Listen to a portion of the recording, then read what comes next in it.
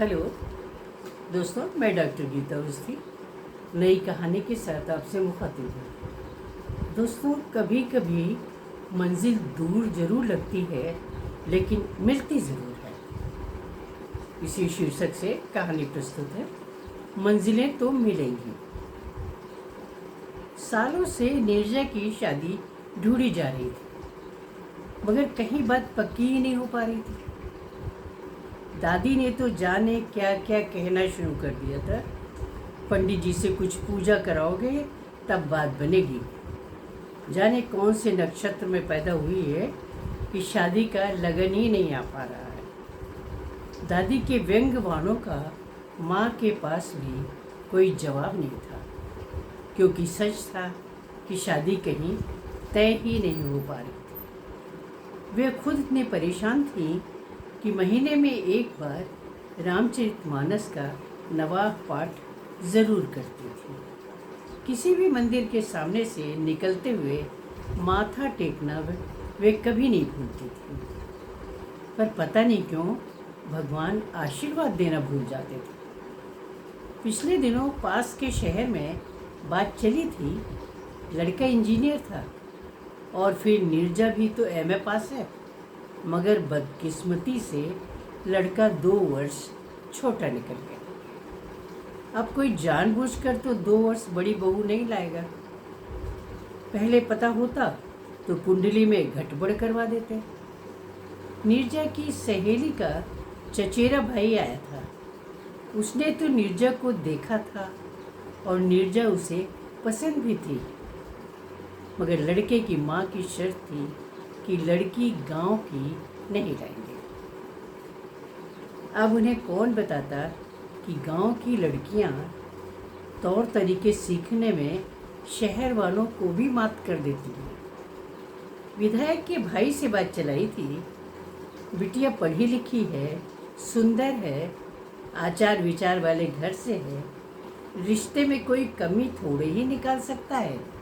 मगर उन्होंने पहले ही सोच लिया था कि हमारी बारात को वो संभाल नहीं पाएंगे। पता नहीं लोग एक ही पक्ष क्यों देखते हैं। अरे उनका भाई कौन सा कलेक्टर है, यहाँ वहाँ घूमा करता है, पार्टी बंदी करता है। एक बड़े हवेली वाले घर से बात हुई थी तो वहाँ बात पैसे पर आकर अटक गई थी। नीरजा सारी बातें सुन सुनकर परेशान हो चली थी। दादी जब खूब ताने देती थी तो मन करता था कि उनसे पूछे कि किसी राह चलते को हाथ पकड़ कर ले आऊं या फिर मैं किसी दूध वाले के साथ भाग जाऊं, मगर शालीनता उसका मुंह बंद कर देती थी। माँ का उतरा हुआ चेहरा देखकर लगता है कि जैसे नीरजा को पैदा करके उन्होंने कोई गुनाह कर दिया। ऊपर से दादी उन्हें व्यंग बाणों से बेध देती थी। तुझे याद है जब तू 18 साल की थी तो मेरे घर आ गई थी। माँ चुप रह जाती थी। क्या करें, वो 25 साल की नीरजा की शादी न होने का सारा दोष उन्हीं पर मढ़ा जाता है। उन्होंने तो इतना सारा दहेज भी जुटा लिया है। अब बाकी काम तो घर के मर्दों का है ना। वो लड़के को भी कह चुकी हैं कि उसकी पहचान में कोई रिश्ता हो तो बात करें। लड़का कोच फैक्ट्री में काम करता है। नीरजा उड़ती हुई चिड़िया देखकर सोचा करती थी कि कब वो स्वच्छंद होकर उड़ सकेगी इस चिड़िया की तरह। अभी तो शादी न हो पाने का सारा अपराध बोध उसी को है। विचारों में मगन नीरजा अंकुर की उंगली पकड़कर स्कूल बस तक छोड़ने जा रही थी। अंकुर सिर्फ उसी के साथ बस स्टैंड तक जाना पसंद करता था। बस दूर से आती दिखी थी और दोनों के कदम तेज हो गए थे। बस रुकी थी। नीरजा ने अंकुर को चढ़ाकर उसका स्कूल बैग पकड़ा दिया था। वो बाय करता हुआ अपनी सीट की ओर चला गया था। वो पीछे पलटी थी कि अचानक एक युवक से टकरा गई थी। वो भी किसी बच्चे को बाय करने में मगन था। दोनों ने एक दूसरे को सॉरी बोला था। बातचीत की शुरुआत बढ़ते हुए कदमों के साथ हुई थी। आप कहाँ रहती हैं? क्या करती हैं? नाम क्या है? जैसे सवालों की शुरुआत युवक की तरफ से हुई थी। क्वालिफिकेशन की बात भी आई थी और दोनों ने अपनी अपनी क्वालिफिकेशन बता दी थी। नीरजा ने सिर्फ उससे पूछा था कि आप कहाँ जॉब करते हैं? जॉब कहाँ? वो हंसते हुए बोला था। जॉब होता तो बहन के घर पड़ा रोटियां थोड़े तोड़ रहा होता। बस आज यहाँ कल वहाँ इंटरव्यू देता फिरता हूँ। गांव में माँ रोज इंतजार करती है कि कब बेटा आकर कहेगा कि नौकरी मिल गई है, अब हम साथ में रहेंगे। विदा होते समय उसने युवक का नाम पूछा था। नकुल नाम है मेरा, कहकर युवक चला गया था। उस दिन नीरजा का मन पंखुड़ी की तरह खिलने को उत्सुक हो रहा था। लग रहा था उसे कुछ मिल गया है। सालों बाद वो गुनगुना रही थी। माँ ने भी उसे अजीब निगाहों से देखा था जब वो सब्जियां काट रही थी। पूरे दिन वो एक अजीब सी खुदकन के साथ चलती रही थी। भाभी ने भी व्यंग कसा था। आज तो अलग ही अंदाज नजर आ रहे हैं। मैडम के क्या बात है? नीरजा ने जवाब दिया था। बात क्या होगी, कुछ नया तो होने वाला नहीं। जो कल था वही आज है। भाभी कपड़े धोने चली गई थी।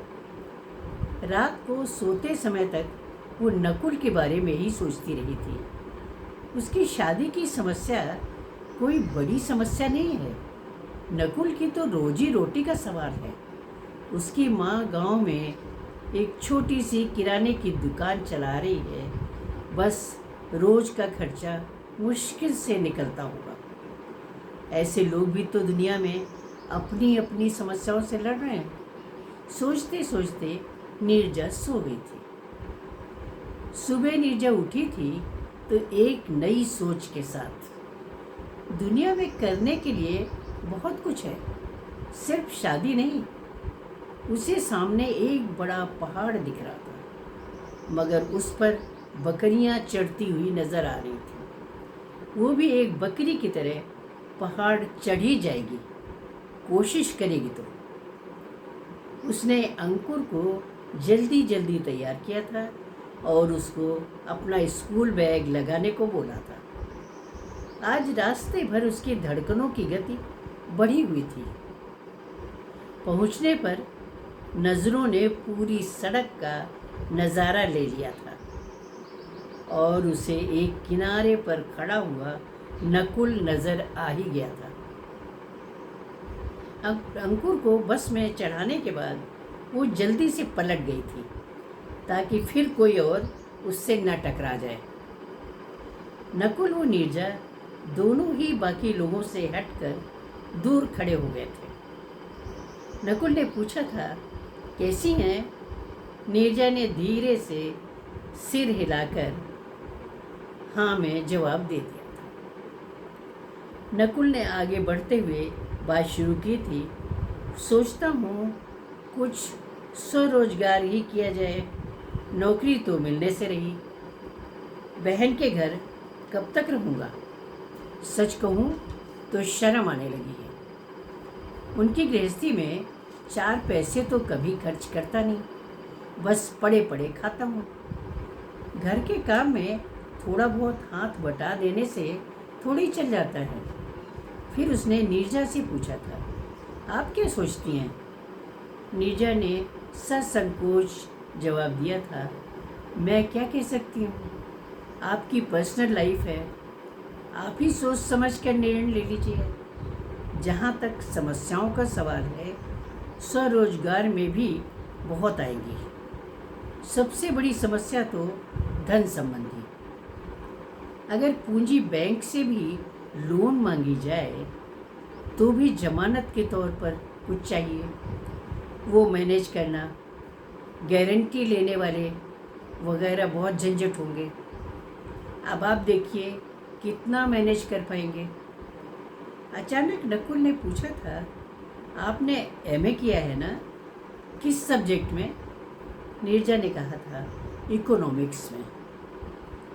नकुल ने उल्लसित होकर कहा था, तब तो आप मेरी बहुत हेल्प कर सकती हैं। नीरजा ने भी सोचा था कि चलो कोई नया इशू तो मिलेगा सोचने को।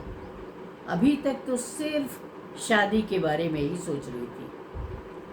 जब भी कोई नए रिश्ते की बात करने जाता था, वो शाम को दबे कदमों से रिजल्ट सुनने जाती थी, जो वैसे भी उसे पता ही होता था। नीरजा ने कहा था, मैं खाली ही रहती हूँ, कर सकती हूँ, पर मेरे घर वाले पुराने ख्याल के हैं। मैं उनसे आपके बारे में कुछ बता नहीं पाऊँगी। सॉरी। नकुल ने कहा था, कोई बात नहीं, इतने समय में ही हम बात कर लिया करेंगे। नीरजा को अगला सूरज उगने का इंतज़ार रहता था, क्योंकि अगले 24 घंटों के लिए उसकी ज़िंदगी के पन्नों पर भी रोशनी पड़ जाती थी। नकुल ने एक एसबीआई बैंक के क्लर्क से लोन संबंधी बात की थी। उसने तरीका भी बताया था। नकुल उत्साहित था। उसने अपनी माँ से मकान पर लोन लेने की बात भी की थी। माँ ने हाँ कर दी थी। नीरजा रोज नकुल से बिजनेस संबंधी बात करती थी, लेकिन उनके बीच कोई पर्सनल बातचीत नहीं हुई थी। नकुल का सोचना था कि कम लागत में आइसक्रीम की फैक्ट्री लगाना लाभप्रद रहेगा। नीरजा की भी सहमति थी, क्योंकि उसके अनुसार आजकल तो जाड़े में भी लोग आइसक्रीम खाते हैं। वैसे भी बाज़ार में लगातार बर्फ़ की मांग साल भर बनी रहती है। नकुल ने पूरी प्रक्रिया की तैयारी कर ली थी और उस पर काम भी शुरू कर दिया था। इस बीच वो नीरजा को पूरी जानकारी देता रहा था। इधर घर में सभी की निगाहें नीरजा पर लगी रहती थी कि पिछले कई सालों से ऐसी तरुणाई उस पर नहीं देखी जा रही थी। वैसे तो नीरजा पूरी सावधानी रखती थी। अंकुर को बस में चढ़ाने के बाद ही वो नकुल से बात करती थी। भैया उधर से निकलते ज़रूर थे, लेकिन 10:30 बजे के बाद। उनका ऑफिस 5 किलोमीटर की दूरी पर था। अंकुर की बस सुबह 8 बजे आ जाती थी, इसलिए उधर से कोई खतरा नहीं था। एक दिन नकुल ने नीरजा को बताया था कि 1-2 दोस्तों के सहयोग से काम बन गया है। बस 10-15 दिन के अंदर फैक्ट्री का उद्घाटन हो जाएगा। उसने नीरजा को धन्यवाद भी कहा था। फिर अचानक 2 मिनट तक उसको देखता रहा था। थोड़ी देर रुक कर बोला था, क्या मेरी जिंदगी भर इसी तरह सहयोग करोगी, मेरी हमसफर के नाते?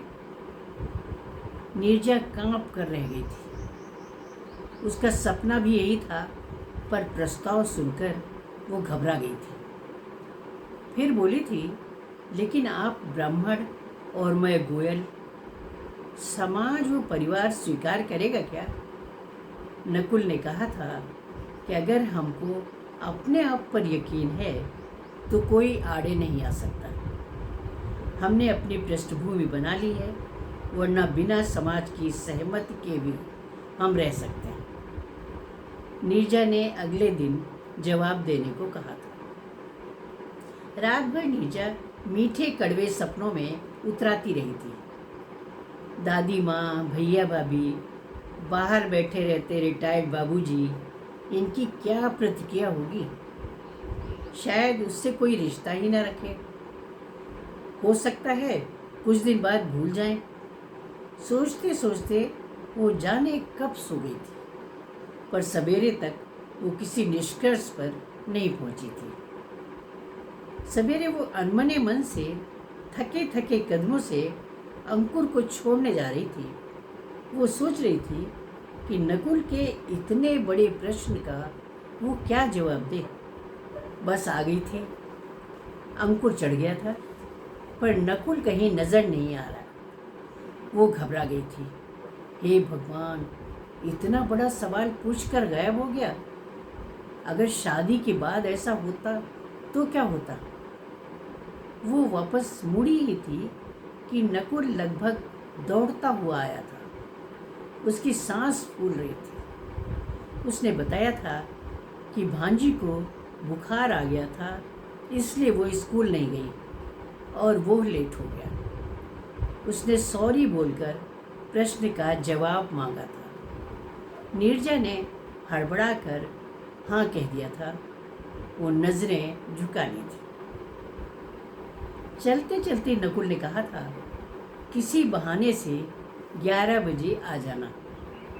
रजिस्ट्रार के यहाँ शादी के लिए एप्लीकेशन भी दे देंगे और मंदिर में शादी भी कर लेंगे। और हाँ, फैक्ट्री के अंदर कदम एक साथ ही रखेंगे। समाज और परिवार हमारे साथ अपने आप आएंगे। नीरजा ने कहा था, जब तक आर्थिक स्थिति संवरेगी मैं किसी छोटे मोटे स्कूल में काम कर लूँगी। हाँ, मगर बाद में तुम फैक्ट्री के कामों में मेरा हाथ बटाओगी। नीरजा ने मुस्कुराकर सिर हिला दिया था। घर आकर नीरजा ने सबसे पहले दादी से सहेली के घर जाने की अनुमति मांगी थी। दादी ने पहले तो हीला हवाला किया था, फिर माँ के ये कहने पर कि जाने दीजिए, कहीं तो जाती नहीं है, उसका भी मन बहल जाएगा, अनुमति दे दी थी। नीरजा इतराती हुई कमरे तक गई थी और शीशे के सामने खड़े होकर मुस्कुराने लगी थी। नमस्कार।